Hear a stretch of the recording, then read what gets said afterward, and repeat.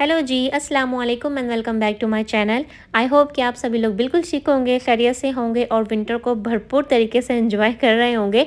और अल्हम्दुलिल्लाह मैं भी बिल्कुल ठीक हूँ। और यहाँ पर विंटर जो है बड़े ज़ोरों शोर के साथ मनाया जा रहा है। वो इसलिए कि यहाँ पे बड़ी धुआंधार बारिशें हो रही हैं सैन फ्रांसिस्को में। तो विंटर हम आजकल इस तरह से एंजॉय कर रहे हैं। बच्चों के स्कूल ओपन हो चुके हैं, स्कूल भी चल रहा है। और विंटर में मैं बना रही हूँ आजकल बड़े मज़े मज़े के खाने, और बड़े मज़े-मज़े के खाने बना के घर वालों को, ख़ासकर हस्बैंड का जो दिल है वो जीतने की कोशिश कर रही हूँ। तो जनाब यहाँ पर मैं अपने हस्बैंड का फ़ेवरेट मीठा बना रही हूँ, जो है चने की दाल का हलवा। इसके लिए मैंने चने की दाल को रात को धोकर सोक कर दिया था। 2 कप मैंने चने की दाल ली थी। फिर यहाँ पे मैं उसको बॉयल कर रही हूँ। जब चने की दाल बॉयल हो रही थी तो उसमें इस तरह से ना झाग सा आ जाता है वाइट सा, तो इसको निकाल कर डिस्कार्ड कर लेंगे। और फिर चने की दाल को हम ऑलमोस्ट 90 टू पूरा 100% गला लेंगे। जब जितनी ज़रूरत होगा उतना पानी डाल के। तो जब पानी सारा सोख हो जाएगा चने की दाल में, तो हम इसमें 1 कप भर के दूध डालेंगे। अच्छा, दूध में मैंने चने की दाल को इसलिए कुक नहीं किया था कि एक तो हलवा जो है बहुत हैवी हो जाता है, क्योंकि जब आप उसको पूरे फुल मिल्क में कुक करते हैं तो। और दूसरी वजह यह है कि जब चने की दाल को आप प्योर मिल्क में गलाते हैं तो आपको मुसलसल चमचा चलाना पड़ता है, क्योंकि दूध बहुत जल्दी आपके भगोने में या पॉट में लगना स्टार्ट हो जाता है। तो मैं जब भी चने की दाल का हलवा बनाती हूँ तो मैं पहले चने की दाल को सोक करके उसको पहले गला लेती हूँ। पानी सोक करने के बाद फिर मैं दूध डाल के उस दूध में चने की दाल को मैं पूरा गला लेती हूँ, पूरा मिल्क जो है वो सोक कर लेती हूँ। जब दाल हमारी पूरी गल जाएगी तो मेरे पास ये एक चॉपर है, इस चॉपर में मैं दाल को पीस लूँगी। अच्छा जी, तो दाल को नॉर्मल पीसेंगे, ना ही बहुत ज़्यादा हम बारीक करेंगे और ना ही हम दरदरा रखेंगे। बस इतना मुनासिब तरीके से पीस लेंगे कि दाल के कोई हिस्से हमें इस पूरे मिक्सचर में नज़र ना आए। तो मैंने ये पूरा मिक्सचर गर्म ही था, आई मीन दाल गर्म ही थी, तो मैंने गरम-गरम दाल को ही पीस लिया था। आप लोग देख लीजिएगा, आपको जिस तरह से आसानी लगे आप उस तरह से अगर चाहें तो ठंडा करके भी इसको पीस सकते हैं। मेरा चॉपर छोटा था इसलिए मैंने 2 हिस्से में करके दाल को पीस लिया था। अच्छा जनाब, जब दाल हमारी पिस जाएगी तो मैंने एक फ्राई पैन में, थिक फ्राई पैन है मेरे पास, उसमें मैंने घी डाला था। तो घी मैंने हाफ़ कप से भी थोड़ा-सा कम डाला था, क्योंकि मुझे घी इतना पसंद नहीं है। तो मैंने कोशिश की थी कि मैं घी कम डालूँ, लेकिन अगर आप लोग डालना चाहें तो आप अपने टेस्ट के हिसाब से घी ज़्यादा भी कर सकते हैं। तो अब हम इसको बिल्कुल लो फ्लेम पे दाल को भूनना स्टार्ट करेंगे। तो अभी आप जैसे देख रहे थे कि घी ज़्यादा था, तो दाल जो है सारा जो घी है वो एब्ज़ॉर्ब कर लेगी। और फिर जैसे-जैसे हम दाल को भूनना शुरू करेंगे तो उसमें एक इस तरह से शाइन आना शुरू हो जाएगी। फिर आहिस्ता-आहिस्ता जैसे-जैसे हम भूनते जाएँगे तो दाल का जो पूरा मिक्सचर है वो इस तरह से हमारे स्पून में चिपकना स्टार्ट हो जाएगा। अच्छा, पहले मैंने लिया था सिलिकॉन का स्पैचुला, लेकिन दाल इतनी हैवी हो रही थी, वो ज़ाहिर है वो भुनने की वजह से गाढ़ापन उसमें आ रहा था, थिकनेस आ रही थी, तो फिर मुझे वुडन स्पून का यानी कि डोए का यूज़ करना पड़ा। तो 2 से 3 इसके ना स्टेप्स होते हैं। पहले आपने देखा कि घी में दाल डालने के बाद वो एक बॉल सी बन गई, चमचे में चिपकने से लगी, फिर वो दोबारा ना दाल सेपरेट हो जाएगी, बिखरने लग जाएगी, और फिर एक दफ़ा दोबारा से ना जो दाल का पूरा मिक्सचर है आपके स्पून में ना इस तरह से चिपकने लग जाएगा। जब ये 1 से 2 दफ़ा हो तो इसका मतलब है दाल हमारी अच्छी तरह से भुन गई है। फिर हम उसमें चीनी ऐड करेंगे। जब हम चीनी ऐड करेंगे उसके साथ ही मैंने इसमें पिसी हुई इलायची भी ऐड की थी। और फिर आप दोबारा से देखेंगे जैसे-जैसे हम चीनी और इलायची के साथ दाल को भूनना शुरू करेंगे, दोबारा से जो है ना ये दाल का पूरा मिक्सचर एक बॉल सा बनना स्टार्ट हो जाएगा और दोबारा से डोई में इस तरह से स्टिक होना स्टार्ट हो जाएगा। इसका मतलब है कि हमारा हलवा तैयार है और जो घी हमने डाला था वो भी साइडों में से रिलीज़ होना स्टार्ट हो जाएगा। जैसे आप देख रहे हैं ना हल्की सी शाइन आ रही है, इसका मतलब है घी जो है वो सेपरेट हो रहा है और हलवा हमारा बनके तैयार हो चुका है। तो पूरे प्रोसेस को आपको बिल्कुल लो फ्लेम पे करना है, धीमी आँच में पकाना है और तेज़ आँच बिल्कुल नहीं करनी है, वरना हलवा बिल्कुल भी अच्छा नहीं बनेगा।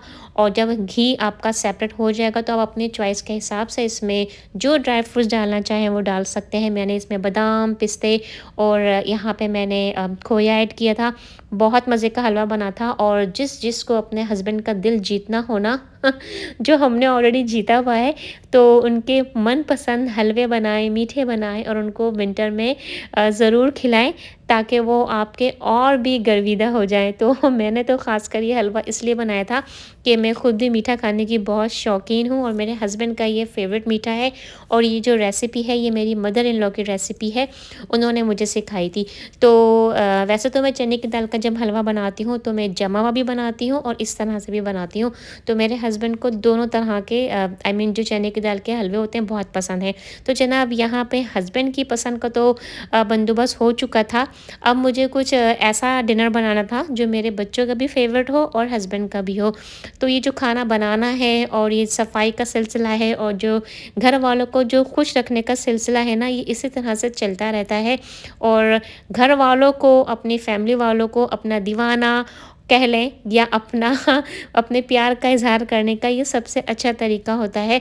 और एक बाशऊर बीवी और एक समझदार बीवी और एक प्यार करने वाली, चाहने वाली जो माँ होती है, वो अपने बच्चों को, अपने हस्बैंड को, अपने बहन-भाइयों को, अपने इन-लॉज़ को इसी तरह से खुश करती हैं, जो उनकी पसंद का खाना भी बनाती हैं। तो इस तरह से छोटी-छोटी सी चीज़ों को फ़ॉलो करने से आप अपने घरवालों को अपना गर्विदा कर सकते हैं। ख़ैर जनाब, हलवा तो बन गया था और हलवे को भून-भून के मेरे जो हाथ थे वो पूरे लाल हो चुके थे, क्योंकि हलवे का जो राज़ है ना, वो यही है कि आपको उसको हल्की आँच पे भूनना पड़ता है। तो हलवा तो भुना भी गया और बना भी बड़ा मज़े का था, मैंने आपको दिखा भी दिया। लेकिन जो चूल्हों का मेरा हाल हुआ था ना, वो मैं आपको बता नहीं सकती। मैंने यहाँ पे थोड़ा-सा क्लिप लिया था कि मैं आपको दिखाऊँ कि इतनी एहतियात के बाद और इतने ख़याल से काम करने के बावजूद भी इतना ज़्यादा मेरे चूल्हे ख़राब हो गए थे कि सबसे पहले मैंने बर्तन धोए, चूल्हे साफ़ किए और बहुत सोचने के बाद अब मैं बना रही थी रात का खाना। तो रात के खाने में मैं बना रही हूँ chicken cheese pasta, bake pasta बनाऊँगी जो बहुत मज़े का बनता है। इसमें मैंने ब्रोकोली भी ऐड की थी और अगर आप चाहें तो इसमें अपनी चॉइस के हिसाब से और अपनी फैमिली के हिसाब से, जो आपकी फैमिली को पसंद हो, दूसरी वेजिटेबल भी आप ऐड कर सकते हैं। इसके लिए मैंने सबसे पहले एक पॉट में पानी डाला है, नमक डाला है और 1 टीस्पून मैंने ऑयल डाल के पानी को बॉयल होने के लिए रख दिया था। दूसरे पैन में मैंने लिया है ऑयल और उसमें मैंने रेगुलर अनियन डाली हैं। चिकन की छोटी-छोटी सी जनाब क्यूब्स मैंने काट ली थी, क्योंकि ये चिकन की क्यूब्स बहुत जल्दी कुक हो जाती हैं और हमें इस पास्ते को बेक करना है। तो ज़ाहिर है जब हम बेक करेंगे तो ओवन में भी थोड़ा-सा ये कुक हो जाएगा। तो इस चिकन के क्यूब्स को लो आँच पे मैं हल्का-सा इसको पहले ब्राउन करूँगी। अच्छा-सा जब इसमें चिकन पूरी वाइट हो जाएगी, जो पिंक-पिंक है जब वो ख़त्म हो जाएगा, फिर हम इसमें स्पाइसेस डालना शुरू करेंगे। इस पास्ते में बहुत कम स्पाइसेस डलते हैं, बहुत कम इंग्रेडिएंट्स के साथ ये पास्ता बनता है, लेकिन बहुत मज़े का बनता है। तो जब तक मैं चिकन यहाँ पे भून रही थी, सौटे कर रही थी, तब तक जो पानी में ना बॉयल आ गया था। तो अब यहाँ पे मैं पास्ता डाल रही हूँ। तो मैंने ऑलमोस्ट 3 कप, जो बेकिंग वाला कप होता है ना, जो आप देख रहे हैं वीडियो में, ये मैंने 3 कप भर के पास्ता लिया था। पास्ता आप अपनी चॉइस के हिसाब से कोई भी ले सकते हैं, क्योंकि पास्ते का अपना कोई फ्लेवर नहीं होता। डिफरेंट शेप्स होते हैं और शेप का जो शेप्स होते हैं पास्ते के, वो सेम ही फ्लेवर होता है, कोई ख़ास फ़र्क नहीं होता। ख़ैर, तो यहाँ पर मैंने पास्ता डाल दिया था कुक होने के लिए। अब चिकन में हम डालेंगे स्पाइसेस, जिसमें मैंने ब्लैक पेपर डाली थी, क्रश पेपर यानी कि जो कुटी हुई मिर्चें होती हैं वो डाली थी, और इसमें मैंने वाइट पेपर भी डाली थी, जो सफ़ेद वाली दखनी मिर्च होती है वो, थोड़ा-सा नमक ऐड किया था। और बस इसको इसी तरह से सिंपल तरीके से हम इसको सौटे कर लेंगे। जब चिकन हमारी अच्छी तरह से गोल्डन ब्राउन हो गई थी, तो अब हम इस पैन को साइड में रखेंगे। अब हम बनाएंगे इसका वाइट सॉस। तो उसके लिए थोड़ा-सा हम ऑयल लेंगे, क्योंकि हमें इसमें बटर ऐड करना है। तो हमेशा याद रखें, बटर को हम डायरेक्ट पैन में नहीं डालते, वरना बटर बहुत जल्दी बर्न हो जाता है। तो जिस पैन में मैं पास्ता बॉईल कर रही थी, उसी में मैंने यहाँ पे ना ब्रोकोली डाल दिए। ब्रोकोली को स्टीम करते हैं तो ना उसमें बहुत अच्छा ना फ्लेवर आ जाता है। तो मैं सेपरेटली नहीं कर रही हूँ, मैंने सिर्फ 1 मिनट के लिए इस पास्ता के पैन में मैंने ब्रोकोली डाल दी थी और अब मैं 1 मिनट के बाद ही उसको मैं निकाल लूँगी ब्रोकोली को। तो हमने बटर डाला था ऑयल में, फिर उसके बाद मैंने 1 टीस्पून भर के मैदा डाला था, और मैदे को, बटर को और ऑयल को हम बहुत ही ज़्यादा हल्की आंच पे हल्का-हल्का सौटे करना या भूनना स्टार्ट करेंगे। मेक श्योर कीजिएगा, इस बात का ख़ास ख्याल रखिएगा कि जो मैदा है वो ब्राउन नहीं होना चाहिए, वरना जो हमारी वाइट सॉस है वो ब्राउन सा उसमें कलर आ जाएगा।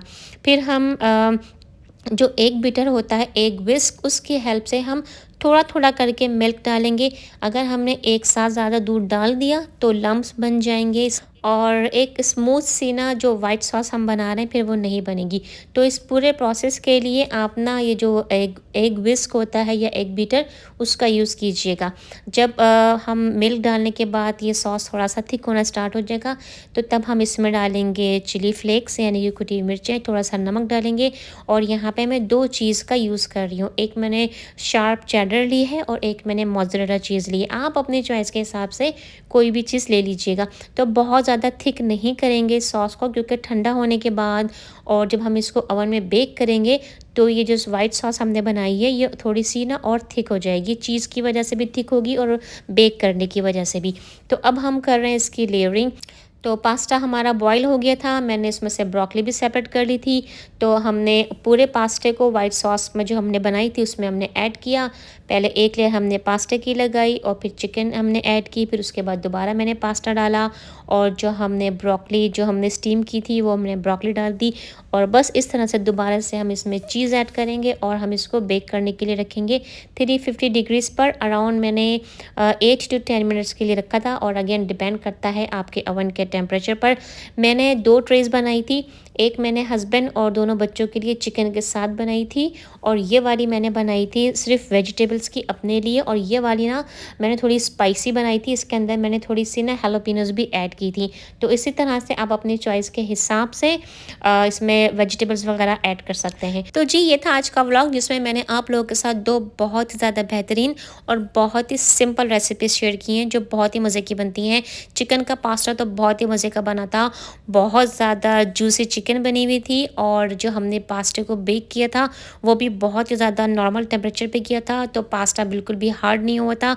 ऊपर से जो हमने चीज़ की लेयर डाली थी वो भी बहुत मज़े की थी, साथ में मैंने इसके साथ सावरडो ब्रेड सर्व की थी। तो गाइज़ आज के व्लॉग को यहीं पे एंड करूँगी। वीडियो पसंद आई हो या रेसिपी पसंद आई हो तो लाइक ज़रूर कीजिएगा। चैनल पर नए हैं तो चैनल को सब्सक्राइब ज़रूर कीजिएगा। कमेंट बॉक्स में अपनी राय का इज़हार ज़रूर करें, आपके कमेंट्स पढ़ के मुझे बहुत खुशी होगी। अपना बहुत ज़्यादा ख्याल रखें। नेक्स्ट व्लॉग में आप सभी लोगों से बहुत जल्द मुलाकात होगी। अल्लाह हाफ़िज़।